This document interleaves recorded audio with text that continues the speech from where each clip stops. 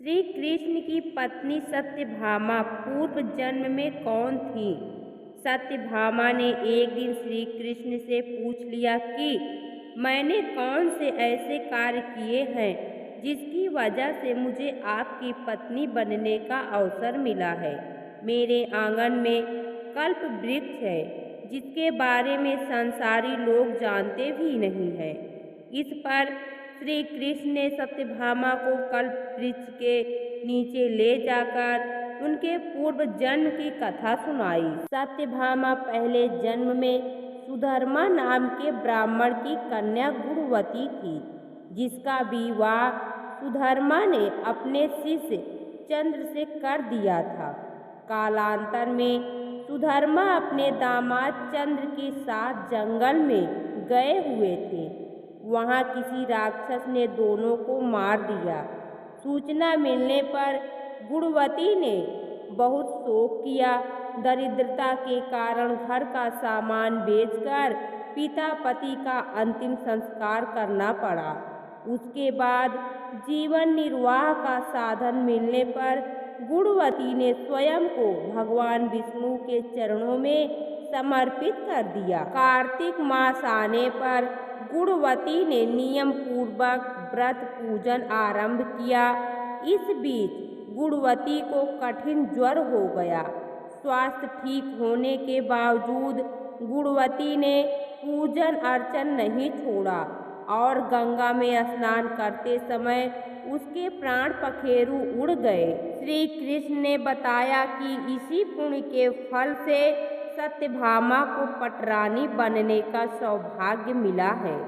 सत्यभामा अवंतिका के राजा सत्राजित की पुत्री थी। सत्राजित के पास एक बहुत ही कीमती और चमत्कारिक मणि थी। कहते हैं कि उसमें से स्वर्ण उत्पन्न होता था। एक दिन सत्राजित का भाई प्रसेन उस मणि को धारण कर शिकार के लिए निकल गया।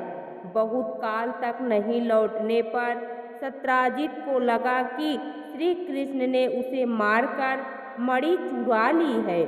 जबकि इसकी चर्चा आम होने लगी तो कृष्ण को बहुत बुरा लगा कि लोग उन्हें चोर समझ रहे हैं। ऐसे में वह प्रसेन को ढूंढने स्वयं जंगल गए। जंगल में उन्होंने प्रसेन और उसके घोड़े को मरा हुआ पाया। उन्होंने बाद में खोजा तो पता चला कि यह मणि एक रीछ के पास है। वह कोई और नहीं, राम भक्त जामवंत थे। उन्होंने उनके साथ युद्ध किया। जब जामवंत हारने लगे तो उन्होंने प्रभु श्री राम को पुकारा। श्री कृष्ण को तब राम रूप में प्रकट होना पड़ा। यह देख जामवंत की आंखों से आंसू निकल पड़े। उन्होंने मणि के साथ ही अपनी पुत्री जामवंती को भी श्री कृष्ण को सौंप दिया। भगवान उस मणि को लेकर वापस आते हैं और वो मणि सत्राजित को दी गई तो सत्राजित को बड़ा दुख हुआ, ग्लानि भी हुई, लज्जा भी आई कि मैंने श्री कृष्ण जी पर नाहक ही हत्या और चोरी का आरोप लगाया। उसने श्री कृष्ण से क्षमा मांगी और कहा कि मैं अपनी ग्लानि को मिटाना चाहता हूँ। इसके लिए मेरी पुत्री सत्यभामा को मैं आपको सौंपता हूँ। आप उसे स्वीकार करिए।